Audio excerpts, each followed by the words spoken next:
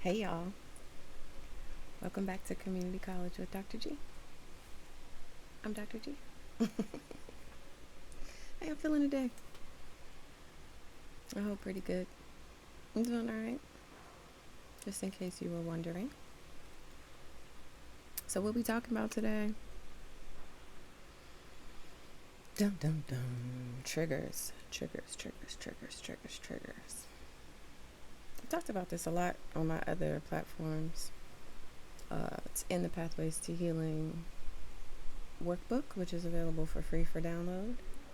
You can find the link down in the description box. While you're down there, hit the like button, subscribe, or share this video with your folks. So what are we going to get into today? We're going to talk about what triggers are, why we get triggered, how to, if we should, how to work through our triggers in order to respond differently to and in our environments. And then we're going to talk about this briefly. I'm going to mention this concept that people are talking about along Instagram and maybe some other social media sites about glimmers. I like to present this stuff in ways that you can actually use, right? So we're not just going to talk about triggers to talk about them. We're going to talk about them so that we can learn to work through them. And as with all this stuff that is related to healing and transforming your mind and creating a thriving life, the path to get to those places sometimes can be difficult when we come to the realization of what our prior conditioning and experiences have caused us to do, how they have influenced the choices that we make and the behaviors that we portray or display or act in the world. But the good thing about that is that we can let that shit go. But before we can let that shit go, we got to figure it out. And triggers are one of the easiest indications that there's something that's going on with you that needs to be adjusted, right? So there's this quote that I use in the Pathways to Healing program. That was a beautiful dragonfly. There's a quote that I use in the Pathways to Healing program. It says, "The people who trigger us to feel negative emotions are messengers.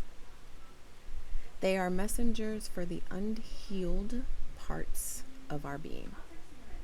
They are messengers for the unhealed parts of our being." Okay, so what's a trigger? A trigger that is something that causes us to have like a disproportionate reaction, right?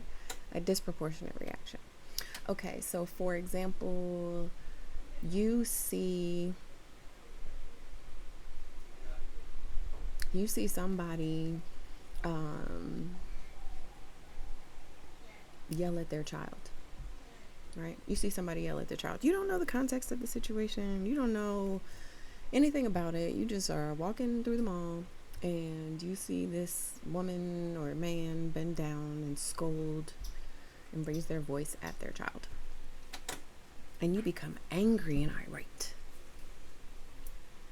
So much so that you feel like you should go and say something to that person.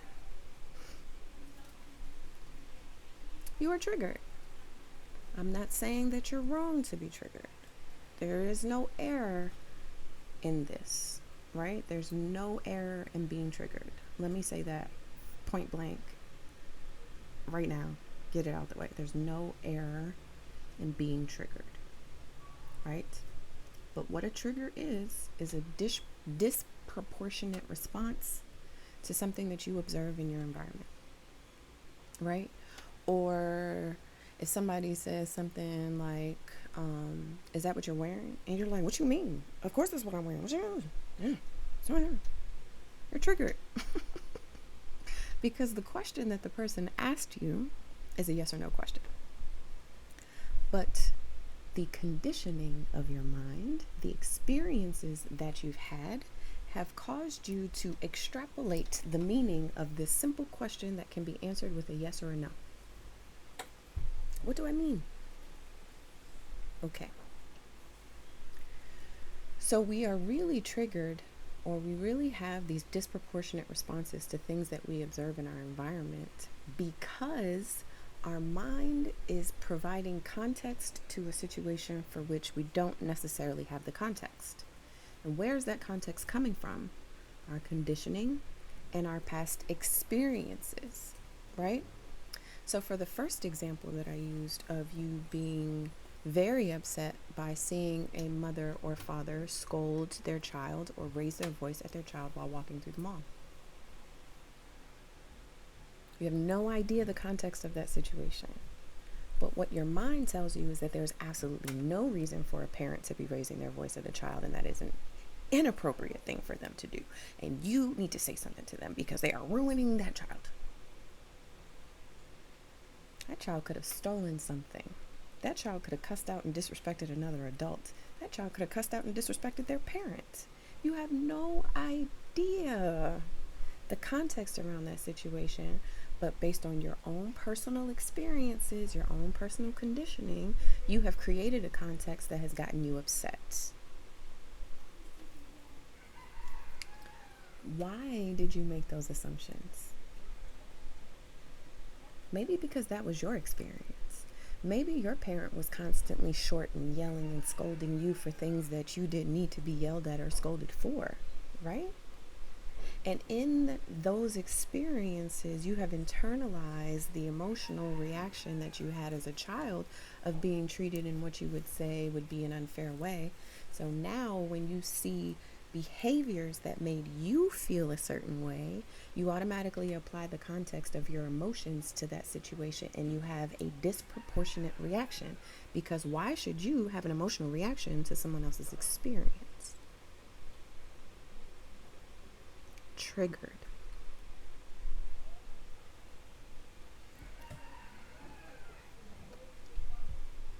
The second example, is that what you're wearing?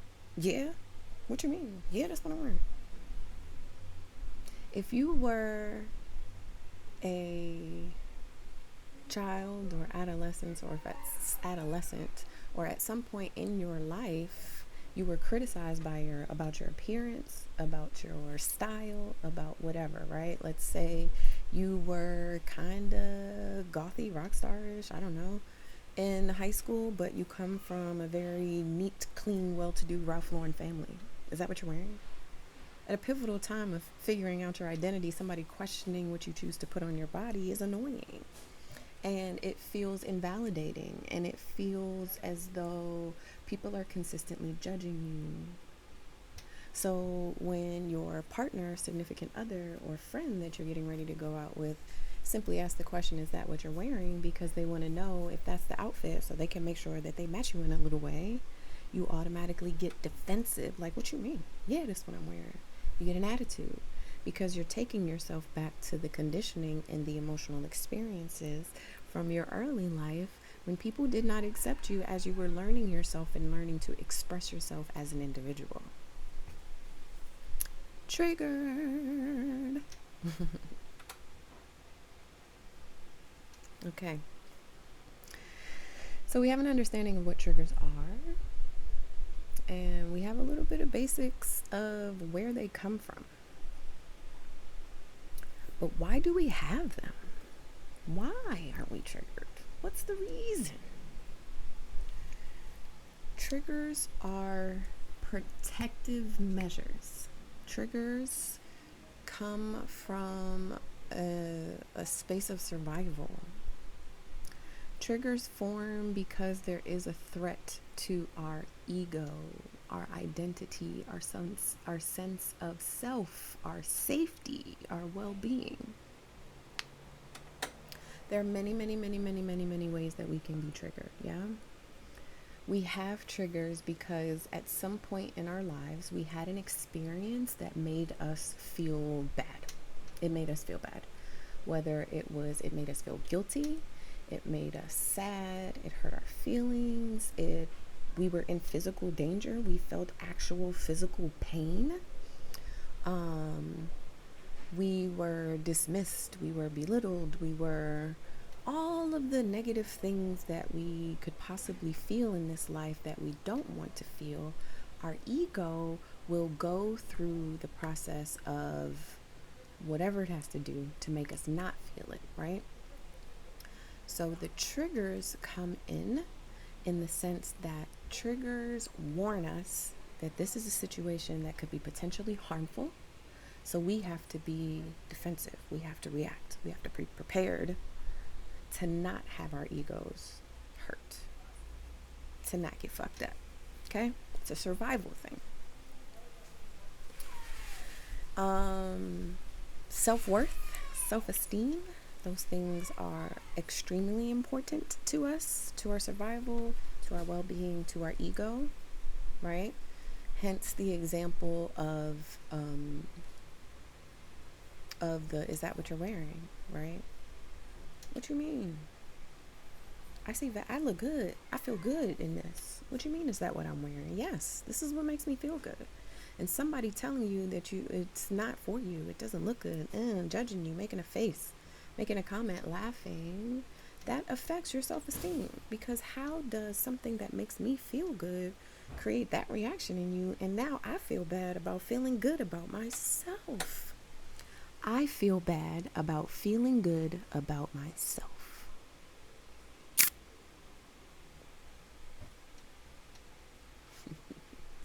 That's a blow to the ego. That's a blow to the ego. And we don't want to feel that. So we set up alarms. We set up traps so that alarms will go off when it's time for us to protect ourselves, time for us to get in defense mode, time for us to question what's going on around us. Anger. Yeah? For the first example about yelling, raising your voice and scolding a child, those behaviors usually precede physical abuse, right? So a person who may have been physically abused that sees someone yelling at a child, their conditioning, their experiences, their ego has prepared them for physical contact, physical pain following a raised voice. Although that may not be what's going on in the current situation that is triggering you, this is what your body is preparing for. This is what your mind is telling you to prepare for. So you get agitated. It's almost like fight or flight. Let's go. It's time to prepare. It's time to protect. Protect. But it's not always necessary. It's not always necessary. Our ego sometimes operates on faulty conditioning. And why is the conditioning faulty? One, because it came from other people who have a particular perspective of the world that may not be aligned with reality. Right? Two, our conditioning patterns may be faulty because they were created when we were children. When our worldview is created, right, our very foundational beliefs about the world and the people in it and what expectations we should have for it, we are very, very, very small people. This is before the age of 10. And prior to the age of 10, we don't have the capacity for logical thinking. Prior to that, we don't have the capacity for logical thinking. So literally, our foundational beliefs about the world, the people in it, and what expectations we should have for them are illogical. They're illogical. They're based on emotions that we don't even have the capacity to understand yet. They're based on situations that we don't get. We're not mentally, cognitively mature enough, right? But when we create these things, they stay that way until we have a mind to question our beliefs. I am here to force you to question your beliefs. Okay? We don't get a chance to reevaluate. We're not encouraged to reevaluate. We're told at like 15, 16, make the decision that's going to affect the rest of your life. What are you going to do? Start doing it. You are this person. This is who you are. Well, fine, be that person. And we continue to be the same person. We just get more mature, or physically, or whatever, responsibility, debt wise, whatever it is that makes us grow up. But we don't ever give ourselves a chance to, we're not encouraged to at least, give ourselves a chance to reevaluate our lives based on decisions we made when we were teenagers, which were based on perceptions that we created about the world when we were 7 or 8 years old. Talk about insanity. So I talk about triggers because triggers are a very, very, very, very, very, very low-hanging fruit in this healing process. Triggers show us places where we need to do work, right? We need to do work. What's another trigger? Jealousy.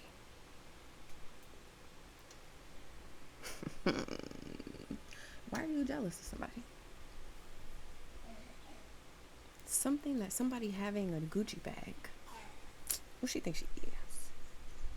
Somebody taking pride in how they put themselves together. Somebody exuding confidence. Why does that bother you? Why does that bother you? It should not. Again, self-worth and self-esteem are very much tied into our ego. And when our ego is bruised because you perceive somebody having something as a threat to you not yet having it, you not developing it, or you not feeling the feelings that you are projecting onto somebody else because you don't know that lady.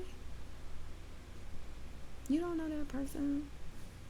Why does what that person does bother you? Why are you having this disproportionate reaction to someone else's reality? Focus on yourself, sis. Focus on yourself, sis. Okay? No judgment here. There's no judgment here. Because I was once a hater. But that's because I didn't love myself.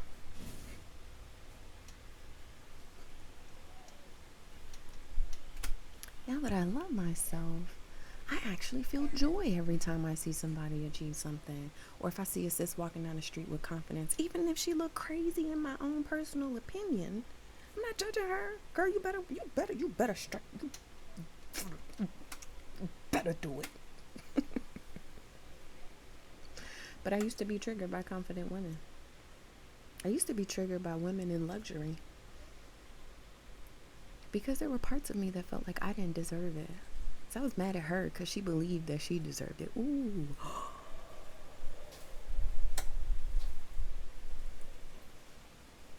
So this is the last part about triggers I'm going to talk about in this section. You got to root it out. You got to get down deep to the cause of you being triggered. You really got to get a good understanding of why you even care. Why do you care? Why do you care? Why do you care enough to spend so much of your energy being upset about something that typically has nothing to do with you? I'm going to hit the table on that one. Hit the table. So I talk about introspection a lot. You can find it in the free Pathways to Healing download that's available via the link in the description box. I talk a lot about introspection, and introspection is the practice of looking within, literally inspecting inside of you so that you can understand what's going on, right? So like, how do you realistically get to the emotion or the experience or the conditioning that is the basis of your trigger? Introspection. I just said it. But like, what does that mean? So one, we have to get past the anger, irritation, anxiety, whatever the initial feeling that we're feeling, that stems probably from anger, because anger and laughter are our first two kind of automatic responses to anything that we see in our environment, right? Anger comes from fear, and laughter comes from not fear, I guess. I don't know how else to say that. But typically, when something evokes a negative response in us, our immediate emotional response is anger, frustration, or maybe anxiety, actual fear, or disgust, right? But we know that that's just a surface level emotion, that there are other things underneath that that are feeding this kind of automatic, innate anger, frustration, anxiety response, right? So, here's some questions. I'm triggered. I'm triggered. I'm triggered. I can't believe they did that. I cannot believe they did that. I'm triggered. Now what? First step, why? First question. Why? You know, asking yourself the question why repeatedly is one of the easiest therapeutic practices that you can have for yourself. Okay, just put that in there. I'm sure I've said it before. I'm sure you'll hear it again. But repeatedly asking yourself the question why is one of the simplest and most effective therapeutic practices that you can have for yourself. Okay? Why am I feeling angry right now? Why am I feeling anxiety right now? Why am I having this emotional response to this situation? Well, okay. Why? Let's use an example. Let's use the example of the hating woman. Let's use the example of the hating woman or the jealous woman. So you see a woman walking down the street and she's minding her business. She might even have a smile on her face, and she smiles at you as she sees you approaching. And you tighten your face up, you stiffen your shoulders, you bring your shoulders back. Maybe you even move over a little bit to walk in her personal space so you can take up more space. Why am I having this defensive response to seeing another woman walking down the street? Well, because you know, she thinks she all that.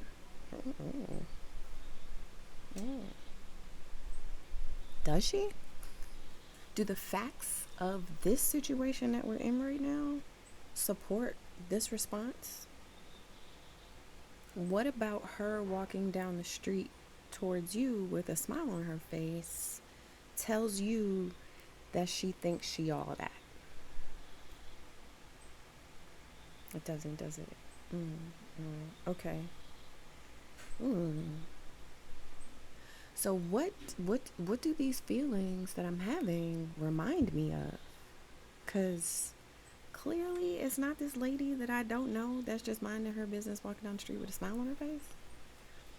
Clearly it's not her, because I don't know her. She don't know me. She ain't never seen me before, and I'm making assumptions about her whole entire life and her whole entire belief system based on what's going on inside of me, not based in any fact or reality.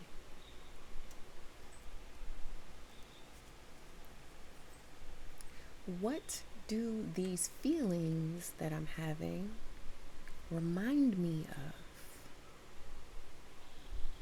Really think back. Like, when in my past have I felt like this before? Right? When did I feel like this before?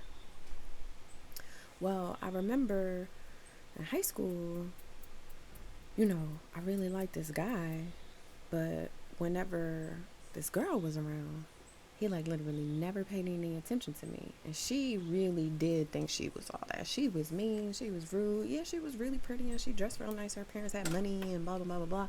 But she was a mean girl. She was really a mean girl. And like, I used to get so angry when I saw her approach, especially when my guy was around, because I knew that that meant that all of the attention that I wanted from him was going to go to her.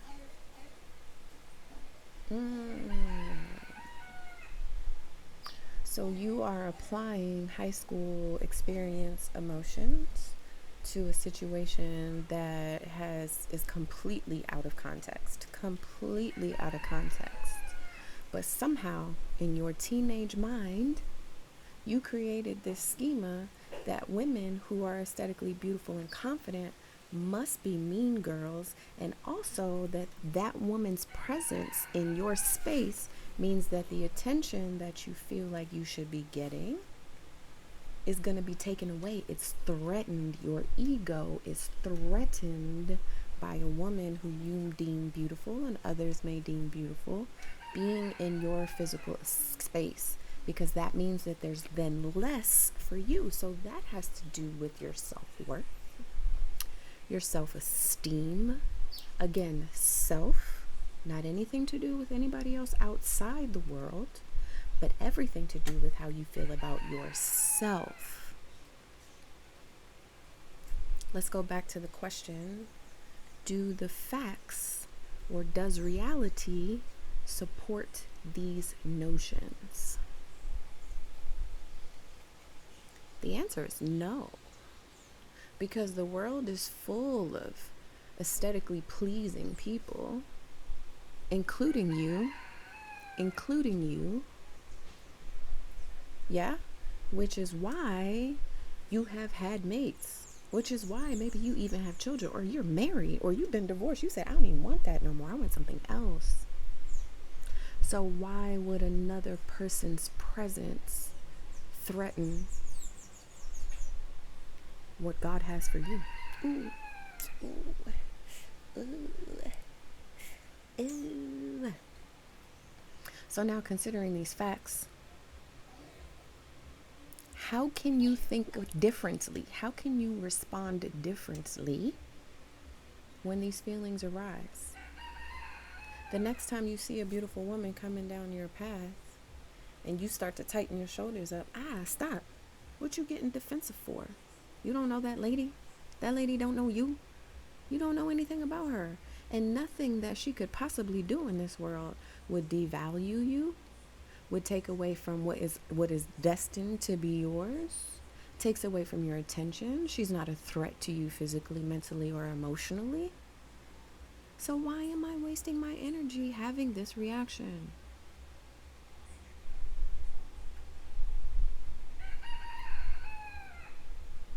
How can I respond differently? Appreciate that woman's beauty. Say, damn, sis, you look good today. Smile back at her. Or just don't say nothing at all. But why do you have to have a response? You don't. You don't. And how you get to a place where you literally do not have a response is you figure out why you would even have one in the first place. You gotta dig deep. You gotta dig deep. Get it out. You know, when you are weeding, I don't know if any of you have ever weeded a garden or your grass or something, your lawn or something, anything, and you're taking out the little sprouts that don't belong. If you don't pull those sprouts out by the root, they will grow back. Yeah, they will grow back. They will grow back. So you gotta root this shit out so it don't grow back. You gotta get to the bottom of your own negative emotions. Remember, you create your own reality. If you want to be a hater, I don't even know why you watching this. Then be a hater. If that's what you want. But like, there's so much more to life than being a hater.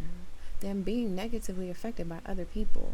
And not just in the jealousy context, but like getting yourself upset about stuff that doesn't have anything to do with you because you're having an emotional reaction to something that you have not yet dealt with in your life is a waste of your time and energy. And if you want to thrive in this life, you got to get over that shit. You got to get over that shit. You got to get over that shit.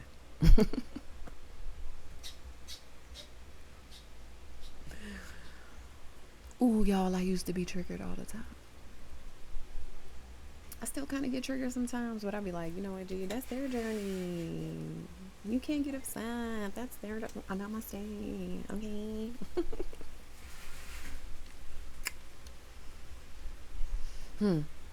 Triggers. What else? So avoiding triggers versus creating boundaries. Okay. So now that we understand what triggers are, where triggers stem from, and how to get deep down into the root of why we feel triggered, why?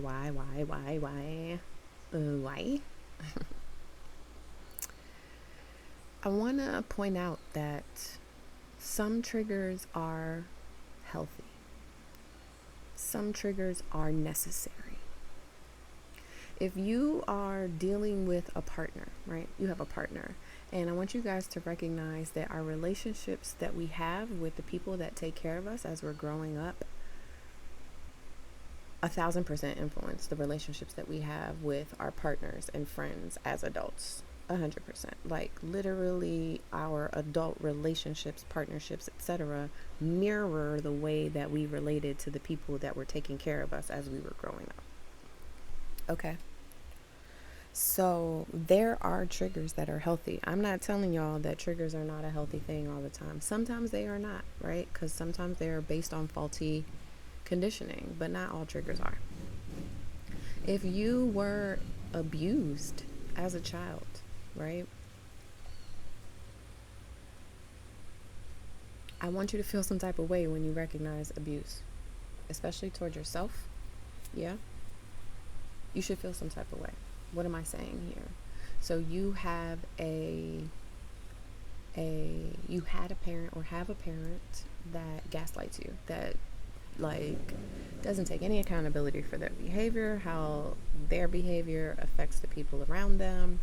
And when you express your negative emotions or your reactions to their behavior, they gaslight you. Girl, what you talking about? That's not even what it. But you taking it too far. Oh, you always so extra. You always so sensitive. Oh, you always so sensitive, right? Gaslighting you for just having normal human emotions, yeah. But then you find yourself in partnership with somebody that you really, really adore. Like this person, you know, you're happy to be with them. You really like their personality. You guys have a lot of fun together. The sex is amazing. And there's this aspect of the relationship that feels very familiar to you, but you still don't necessarily, you still get triggered. It feels familiar. It feels like this is what it should be, right? But you still, even if you don't express it, are internally triggered by this behavior. So your partner, you guys are out. I'll be making these examples up as I go, right? But you guys are out and your partner says something, like makes a joke about you in front of other people that you don't appreciate. And you laugh it off, you smile it off in the moment. But when you guys, are in the car on the way home, you're like, I didn't really like that.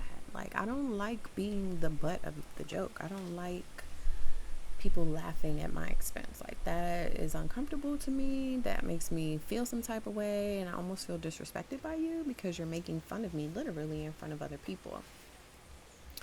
And your partner is like, oh, that was just a joke. You're taking it too seriously. It's not that serious. You're always so sensitive when people joke about you. What's that about? Blah, blah, blah, blah, blah. And in the moment, you get angry. You are angry on the inside. You feel sad. You feel like maybe you want to cry, right? But you don't say anything outside, right? Your outer appearance remains stoic. And you're like, you know what? Maybe you're right. Maybe you're right. And you drop it. But you are triggered. This is not healthy relating, right? Your trigger is reminding you of the invalidating experiences that you had in dealing with somebody who refuses to acknowledge your reactions or your responses or the emotions that come up for you when they behave in certain ways. And if you want a healthy relationship, that is not it. But it's familiar. but it's what you know, right? So you think it's okay. But no, this trigger is going to come up and keep coming up and keep coming up and keep coming up because it needs to be heard. You either need to figure out a way to adapt in this relationship, in that your partner makes some type of change to their behavior so that they're not evoking this type of feeling out of you. Or you need to go find you a different partner. Because it may not be important to them, but it is important to you. And your feelings are valid. You matter. You are worthy. So that trigger is reminding you of your worth. That trigger is reminding you of your validity. That trigger is asking you to do something different so that you can feel better. Remember, insanity is doing the same thing over and over and expecting a different result. You can't keep allowing people to gaslight you and expect to feel fulfilled in your relationships.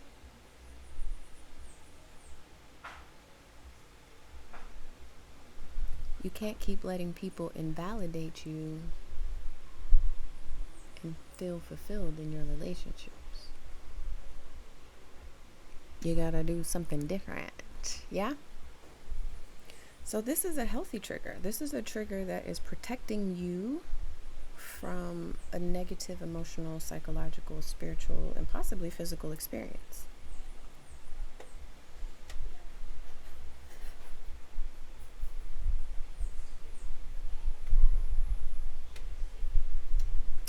I'll go back to our first example of being triggered by somebody raising their voice at a child. I'm not saying that this is something that you should do, but when I say you should do, I mean raising your voice at a child. I'm not saying it's something that you should do, but your disproportionate response to seeing someone raise their voice at their child is an indication that there's something that you need to work through. Because somebody raising their voice does not necessarily lead to physical violence, right? Somebody raising their voice at their child, it could have been a joke. Again, you don't have the context of the situation to know, right? Yes, be protective of children, yes. But I still want you to explore your disproportionate response to what just happened, right? You still need to have an understanding.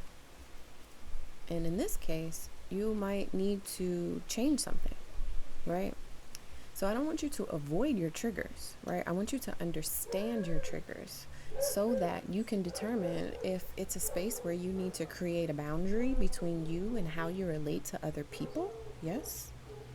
Or if it's something that you really need to heal within yourselves, you need to fix within your mind so that you respond differently, so that you see the world in a more realistic way and not just through the lens of your grief. I said it. A lot of us are operating solely from our triggers because we're viewing the world from the lens of our grief and our pain. You gotta let that shit go. Because if you want a joyful life, you gotta look at the world through joy. Yeah? Yeah. Okay. So what are some things that you can do? Pay attention to when you're triggered.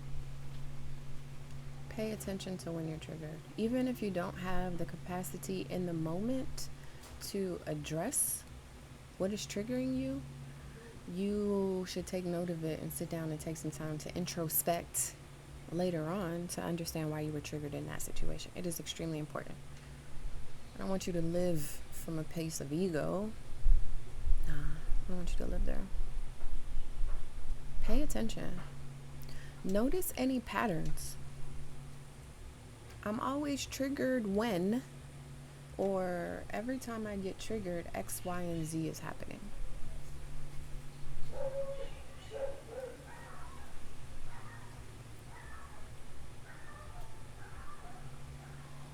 Why Why do you feel so strongly? Ask yourself the question why over and over and over again. Let me give you an example. What am I feeling? I feel angry. I feel angry. Why do you feel angry? Well, because that lady shouldn't be yelling at her child. Why? Because he's just a child and she's an adult. And but why does okay, that's a valid view to have, that, you know, she's just a child. He's just a child and that's an adult. And yeah, but why does that bother you? Well, because adults shouldn't be yelling at children like that. You could talk to children. You don't have to yell in order to get your point across to children. Okay.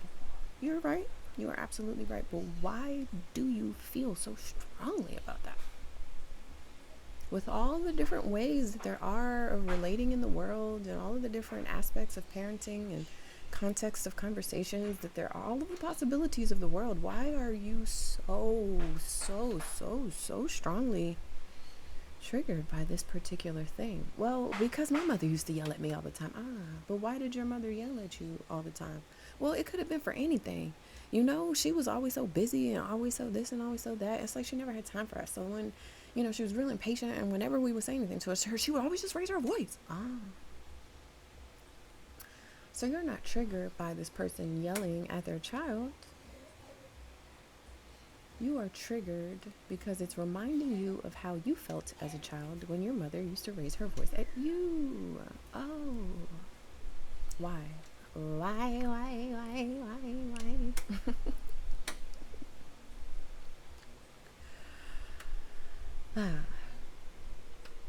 Okay. So we've talked this triggers thing through, right?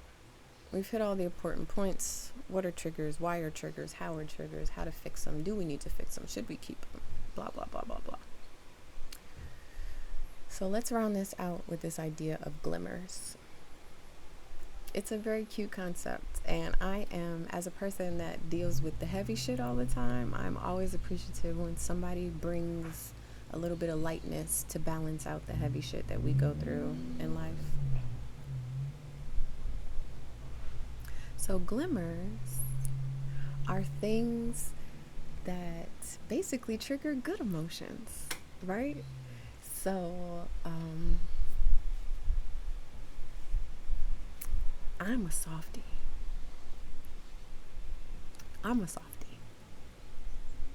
Whew. Something just hit me in the moment that is bringing this whole full circle, but I'm a softie. I'm a very emotional person.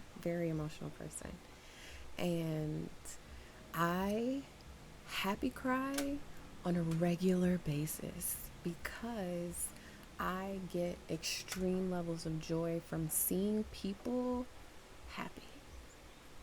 Seeing positive emotions and experiences happen to other people makes me it makes me so happy and so emotional that I literally start crying. Right? These are glimmers, right? Those are glimmers for me. As a person who grew up not being able to express their emotions, right? The full spectrum of their emotions. Even in happiness, I was told I'm doing too much as a happy person. That's too joyful of a response. Dial it back a little bit. Right. So seeing other people express themselves freely, watching other people feel joy, those are glimmers of hope for me. Those are glimmers, shiny, sparkly things that show me that what I desire, what I needed, oh, stop y'all, is possible. It's possible. And it brings me so much joy. It warms my heart. It brings tears literally to my eyes to roll down my face. So as much as there are things out there that can trigger us, lo and behold, those things can become our glimmers.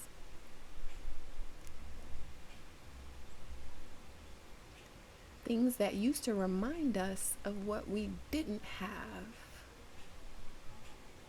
can now remind us of what is possible for us. Turn your triggers into glimmers. Ooh, bar. Ooh. That just came to me. That beautiful woman that used to make you feel threatened. Now you see her for exactly what it is, a beautiful woman. For you to be able to enjoy, for you to be inspired by. And she might even be inspired by you, sis.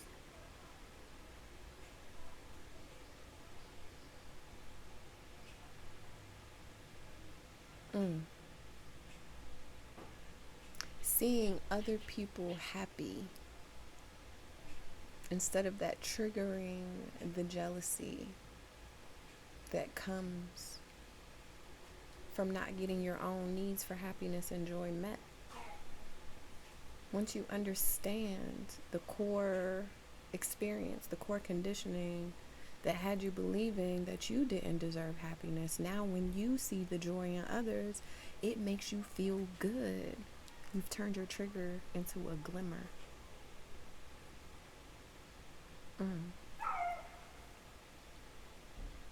When I say worry about yourself, this is what the fuck I'm talking about. This is what I'm talking about. When I say worry about yourself, mind your business, worry about yourself, this is what I'm talking about. This is what I'm talking about. You deserve to be your best self. You deserve to operate in this world in 100% authenticity and confidence in that authenticity. You deserve that shit.